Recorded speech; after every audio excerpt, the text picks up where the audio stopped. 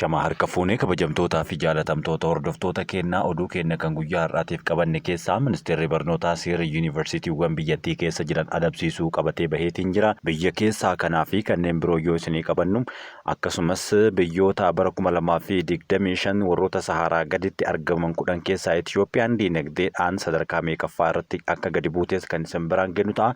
Gabaasa kana kan baase dhaabbata mallaqaa idil addunyaa IMF'dha. Oduu biraatis qabanneetiin jira hanga xumuraatti waliin akka turtanis naffeera.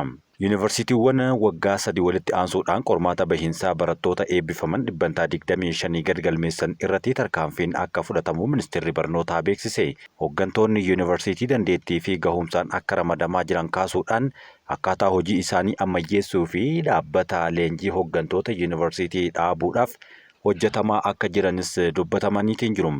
Yuunivarsiitiiwwan mootummaa fi dhuunfaa waggoota lamaan darban keessatti qormaata bahiinsaa yookaan COC jedhamu kan jalqaban yommuu ta'u, ammaan booda walitti aansuudhaan waggoota 325 gadi warroonni galmeessisan adabbiin akka isaan eeggatu dubbatamanii jira. Adabbiin kun adabbii akkamii akka ta'e hanga ammaatti ifa kan hin taane yommuu ta'u, hooggantoota jijjiiruudhaan hanga yuunivarsiiticha irratti tarkaanfii fudhachuutis kan gahu akka ta'e garuu kaasanii jiran. Gamtaan Awurooppaa fi imbaasiiwwan Finfinneetti teessoo godhatan 14 ibsa waloon baasaniin Itiyoophiyaatti bilisummaan pireesii haalaan gadi bu'uu isaanii akka yaaddesse dubbatan. Gareen riippoortaroota daangaa maleeyyii gabaasaa kana akka baasetti Itiyoophiyaan bara kana qabxii 100 keessaa 32 qofa galmeessisuudhaan biyyoota addunyaa guutuu 180 keessaa sadarkaa 145ffaa irratti argamteetti. Guyyaa bilisummaa pireesii addunyaa waggaa waggaadhaan caamsaa 3 akka lakkoofsa faranjootaatti kabajamu sababeeffachuudhaan gamtaa Awurooppaa fi imbaasiiwwan 14 kanneen teessoo isaanii magaalaa Finfinnee godhatan ibsa waloodhaan baasaniin Itiyoophiyaa keessatti bilisummaan pireesii haalaan gadi bu'uu isaatiin yaaddoon guddaan akka isaanitti dhagahames ibsanii jiran. Gareen riippoortaroota daangaa maleeyyii kunneen gama isaaniitiin indeeksii bilisummaa pireesii addunyaa bara 2025 irratti bilisummaa pireesii Itiyoophiyaa haalaan gadi bu'uu kan ibsanii fi qabxii 100 keessaa 36.9 kan galmeessite yommuu ta'u, biyyoota 180 keessaa ammoo sadarkaadhaan 145ffaa irratti kan argamtu ta'us ibsamee jira. United Kingdom, Faransaay, Norway, Belgium, Denmark, Sweden, Ireland, Spain, Luxembourg, Netherlands, Australia, Slovenia fi Finland akkasumas New Zealand ibsa waloo baasaniin Itiyoophiyaa keessatti mirgi yaada ofii bilisaan ibsachuu dhiibbaa cimaa keessa akka jiru hubanneerra kunis nu yaaddesseera jechuun katabanii jiran. Gamtaan Awurooppaa gama isaatiin guyyaa bilisummaa pireesii addunyaa sababeeffachuudhaan ibsa baaseen bilisummaa pireesii dhabuun mirga odeeffannoo fi bilisummaa yaada ofii ibsachuu ni miidha jechuun kan dubbate yommuu ta'u, galmoota misoomaa fi haaromsa diinagdee mootummaa Itiyoophiyaa hordofaa jiru galmaan gahuudhaaf bilisummaan pireesii gahee ol'aanaa akka qabu ibsanii jiran.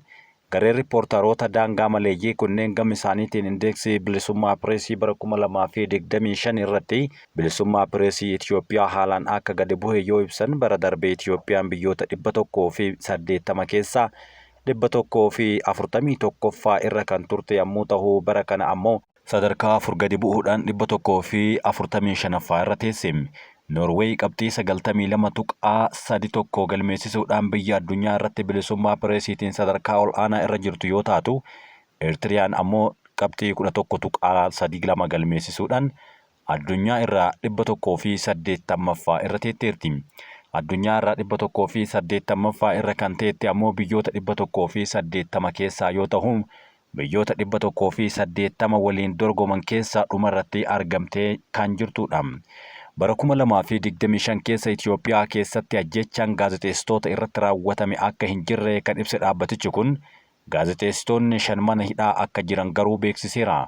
Gaazexeessitoonni yeroo waraana naannoo Tigraay fi naannoo Amaaraatti ejjennoo mootummaa hin deeggarre hedduun maqaa shororkeessummaa jajjabeessan jedhamuun to'annoo jala ooluu fi ji'ootaaf kaampii waraanaa gammoojjii keessatti hidhamuu yoo ibsu gaamichi kun, gaazexeessitoonni hedduun walitti bu'iinsa uumame gabaasuu isaaniitiin ammallee mana hidhaa keessa jiran, gariin ammoo hojii isaanii akka itti fufuu hin dandeenyellee ibsa kana keessatti katabanii jiran. Waliigaltee nagahaa Piriitooriyaa bara 2022 akka faranjootaatti ifatti waraana Tigraay xumure hordofuudhaan naannoo Amaaraatti wal dhabdeen kan uumame yommuu ta'u, gaazexeessitoota biratti sodaa fi yaaddoo haaloo bahuun ni mudata kan jedhu daran hammeessuu ibsa isaa kana keessatti gareen kun hubachiiseera. Gabaasni kun labsii miidiyaa haaraan bara 2021 ragga'ee gaazexeessitootaaf eegumsa guddaa kan kennu ta'us hidhaa gaazexeessitootaa haala qabatamaan kan hambisan akka hin dandeenyedha. Gabaasni kun akkasumas seera farra shororkeessummaa fi seera haasaa jibbiinsaa dhiheenya kana tumame tumaalee baay'ee ifa hin taane of keessaa yoo qabu, kunis murtii hidhaa dheeraa fiduu kan danda'uu fi gaazexeessitoota irratti yookaan ifatti dubbatan callisiisuudhaaf kan oolu akka ta'e gabaafama. Giddugalli falma mirga namoomaa Itoophiyaa gama isaatiin ibsa kaleessa baaseen dhiibbaan dhiheenyaa kana miidiyaalee Itoophiyaa irratti dabalaa dhufe baay'ee nu yaaddesseera jechuun dubbate.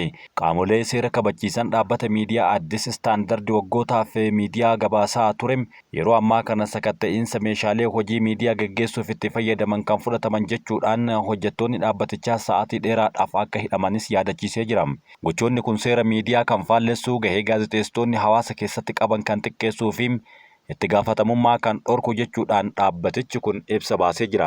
Dhiibbaa ogeessota miidiyaa irratti taasifamaa jiruu fi seerri miidiyaa fooyya'uun kun dirree miidiyaa irratti miidhaa guddaa geessisa jechuunis hubachiisan.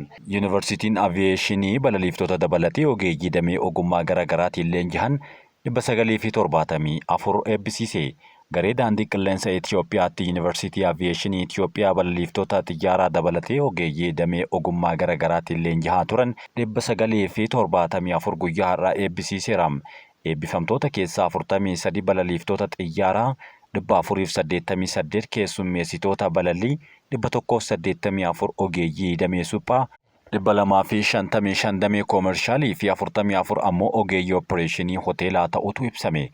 Leenjitoonni kunneen Chaayinaa dabalatee biyyoota Afrikaa adda addaa kan walitti dhufan ta'uu yoo eeramu, hojii raawwachiisaan ol aanaan dhaabbatichaa Masfin Xaasaw, eeggataa pirezidaantii Yuunivarsiitii Aviyeeshinii Itoophiyaa Kaasee Yimaam kanneen biraatis achirratti argamaniiti kan isaan jiran. Oduu biyya alaatti yoo dabarru, ogeettiin seeraa UN hojjettuu mana akka garbittiitti qabattee hidhaan adabamte. Haati seeraa dhaabbata biyyoota gamtoomanii hojjettuu mana ishee akka garbittiitti qabattee jedhamte kan dirqisiisaadhaan kana goote yoo jedhaman waggoota 6 akka adabamtu taasifamte. Liidiyaa Mugaambee kan jedhamtu nama waggaa 50 Yuunivarsiitii Oksforditti barnoota PhD hordofaa yeroo jirtutti shamarree lammii Yuugaandaa hojii mana keessaatii fi daa'ima kunuunsuuf kaffaltii malee akka hojjechiiftu poolisiin bira gahe. Mugaambeen mana murtii ol aanaa Yuugaandaatti daanyaa yoo taatu, dhaddacha duratti gocha gabrummaa bara ammayyaan balleessaa ta'uun ishee erga irratti murameen booda jimaata kaleessaa Yuunaayitid Kingdom keessatti hidhamteerti. Yeroo murteen dubbifamu daanyaa Deevid Fookisatan gocha isheetiif gaabbii tokkollee hin qabdu waan ta'eef hundaafuu miidhamtuu qeequu barbaadde jechuun dubbateera.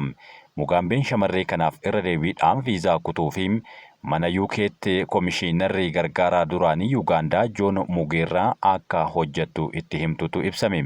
Akka abbaan alangaa jedhanitti obbo Mugeerwaan adeemsa viizaa kana kan ficcisiisaa turan shamarreen kun Liidiyaa Mugaambee tajaajiluu akka deemtu osoo beekaniiti jedhameera. Mugaambeen deebii kanaaf dhimma mana murtii Yuugaandaatti obbo Mugeerwaa nama jedhan kanaaf akka isaan gargaartuu walii galuu ishee dhaddacha duratti dhagahamee jira. Mugaambeen shamarree kana baasii imala xiyyaaraa kaffaltee buufata xiyyaaraa irraa ishee simattee garuu booda irra intalti mana haadha seeraa naannoo kana keessatti argamtutti mana keessa qofa teettee akka garbaatti akka ishee tajaajiltu kan isheen gooteedha.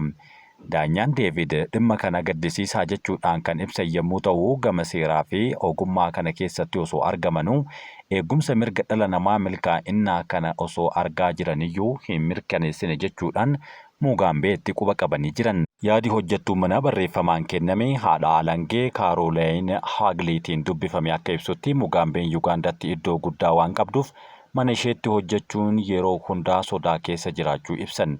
Hojjettuun manaa sababa hojimaata seeraan maqaan ishee hin dhahamne kun waan ishee irra gahuu gatiin ishee hin beekamneef gara Yuugaandaa deemuu akka hin barbaanne yookaan hin dandeenyee fi haadha ishees lammata arguu akka hin dandeenye sodaa qabdu himteerti.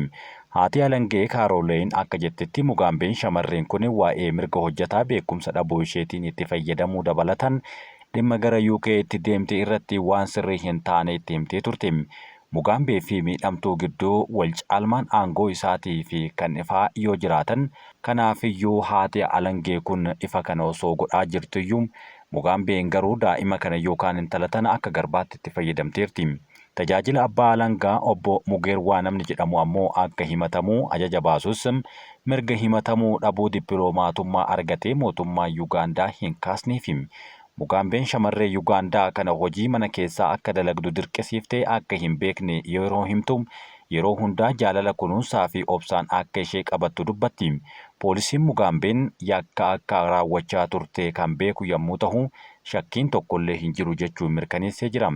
Gabrummaa ammayyaa yakka hin gabaafamne yoo ta'u jabinni miidhamtuu kanaa namoonni gabrummaa wal fakkaataa keessa jiran gara fuulduraatti dhufanii akka dubbatan kan gargaarudha jechuun dubbateera. Dubbi himaa Yuunivarsiitii Oxford dhaabbatichi yakka barattuun dalagde jedhameen akkaan rifachuu ifa godheeti kan inni jiru. Yuunivarsiitichi adabbii naamusaa adeemsa ittiin kennuu qaba. Kunis aangoo barattootaa yakkaan itti murtaa'ee barumsarraa ari'uu dabalata jechuunis dubbatanii jiran. Oduu biraatiin namichi bofaan yeroo 200 ol heddisiisee dhiiga isaa summii bofaaf qoricha akka ta'u barame. Lammii Ameerikaa Tiim Fireedii waggaa 20 darbaniif summii bofaaf beekaa kan of saaxilaa ture yommuu ta'u dhiiga isaa irratti qorannoo taasifameen kana dura haala mul'atee hin beekneen dhiigni isaa summii bofaa garagaraatiif qoricha ta'uu akka danda'u baramee jira. Summii bofaatiif qoricha biyyaalessaa argachuudhaaf yaaliin Tiim waggoota 18 ol faayidaa qabaachuu akka danda'u saayintistoonni dubbatanii jiran. Tiim yeroo 200 ol bofaan of heddisiise yoo ta'u yeroo 700 caalaa ammoo summii bofaa lilmeen of waraaneetiin jira. Summiin gosoota bofaa balaafamoo jedhaman kanneen akka maambaa, kobraa, paayitaanii fi keeraatii kanneen jedhaman qaama isaa keessa guutanii jiran. Kun ammoo namni akkana godhuu kan sodaachisu yommuu ta'u namni kun ammoo summii bofaa ofirraa ittisuudhaaf yookaan ofirraa eeguuf jecha qaamni isaa dandeettii summii irraa of ittisuu akka qabaatuuf ture bofa kan of heddisiisaa ture. Yeroo kobraadhaan heddamee gaggabee ture du'uu yookaan qaama koo dhabuu hin fedhu hojii koos dhabuu hin fedhu jechuun garuu dubbateetii kan inni jiru. Namoota summiin isaan heddee du'an fayyisuudhaaf garuu qorannoo koo ittan fufa jechuudhaanis dubbateera. Summiin bofaa qaama keessa erga galeen booda summiidhaan kan qabamu yommuu ta'u deebi'ee garuu qaamni isaa akka summii kana fayyisuufis dubbatamaa jira. Qaamni keenya uumamaan wantoota garaagaraa irraa kan of eeguuf yaalu yoo jedhu namni kun gosootni bofaa naannoo tokko jiraatan summiin isaanii kanneen iddoo biraa jiraatan irraa adda waan ta'eef summii bofaa qorichaa callabbeessuu yookaan qabbaneessuu argachuun qormaata tahee tureera jechuunis kaasu. Summii bofaa gosa garaagaraa wantoota garaagaraa irraa kan walitti qabaman yommuu ta'u kanaan ammoo wantoota adda godhan keessaa yookaan kan isaan wal faallessan keessaa kanneen iddoo garaagaraatti argamanis kan garaagaraa ta'uudha jechuunis ogeessi kun dubbataa jira. Addunyaa kana irratti hanga isaa namni qaama isaa keessatti summii bofaa kuufate tokkollee kan hin jirredha. Qorannoon kun summii gosoota bofaa kobraa, paayitaanii fi kanneen keeraat jedhaman irratti kan xiyyeeffatedha. Kunneen ammoo summii akkaan ol kahaa qabanidha. Gosoota bofaa dhaabbatni fayyaa addunyaa adda baase 19 irratti dhiiga tiimdhaan kan yaaliin taasifamedha jedhamaa jira. Hantuuta irratti yaaliin taasifame summii bofaa gosa 19 keessaa 13 dandamachuu danda'aniiru. Kunis gosa summii bofaa baay'ee kan hammaatudha jechuunis ogeessonni ni dubbatu. Summiin bofaa qorannoo irratti taasifamee biraan vaayitar kan jedhamu yommuu ta'u summii marsaa dhiigaa kan dhaabudha jedhama. Waggoota 10 yookaan 15 dhufanitti qorichi bu'aa qabeessa ta'ee ni argama. Dhiigni Tiim akkaan ajaa'ibaadha jedhamaa jira. Qaamni isaa hamma summii bofaa ittisuu kan barateera jechuun yoo dubbatan Yuunivarsiitii Koolombiyaatti garee qorannoo kanaa hoogganaa kan turan Piroofeesar Piitar Koongaa nama jedhamudha. Yeroo gara fuulduraatti ammoo dhiigni nama kanaa yoo kan qabamu taate summii bofaa fayyaduufis kan fayyadudha jechuun dubbatamaa jira. Summii bofaa irratti qorannoo kan gaggeessan Piroofeesar Niik Kaasweel gama isaaniitiin akka jedhanitti qoricha kana argachuun jijjiirama guddaadha yoo jedhan qoricha kana ammoo kan argatan amma dhiiga Tiim irraa akka ta'es dubbatamaa jira. Ilmaan namaatiif waan gaarii gochaa jirra. Kana gochuun anaaf gatii guddaadha. Akkaan kabajni guddaan natti dhagahama jechuun namni qoricha yookaan summii bofaa of heddisiisaa ture Tiim kan jedhamu kun dubbateetii kan inni jiru. Gara fuulduraatti garuu maaltu akka ta'a dhiigni isaa laaboraatoorii keessatti hafamoo hin hafu wanti jedhu hanga ammaatti wanti ifa ta'e tokkollee hin jiru. Xiinxaltoonni tokko tokko ammoo kanarratti kan dubbataa jiran yoo qaamni isaa kana booda kan summii kana dandamachuu itti fufu taate dhiigni isaa erga inni du'ee boodas waraabamee laaboraatoorii keessa taa'uu danda'a wanti jedhamus shakkiin kaahameetiin jira. Kunis ta'ee sana saayintistoonni yeroo ammaa kana achirratti wal falmaa waan jiraniif murtiin isaanii yoo bahee kan ifa isiniif goonu ta'a. Kabajamtootaa fi jaalatamtoota hordoftoota Qaroo Miidiyaa, odeeffannoowwan keenya kan guyyaa har'aa isin biraan geenye kan hanga ammaatti dhaggeeffattanidha. Nu waliin turtii waan taasiftaniif galatooma.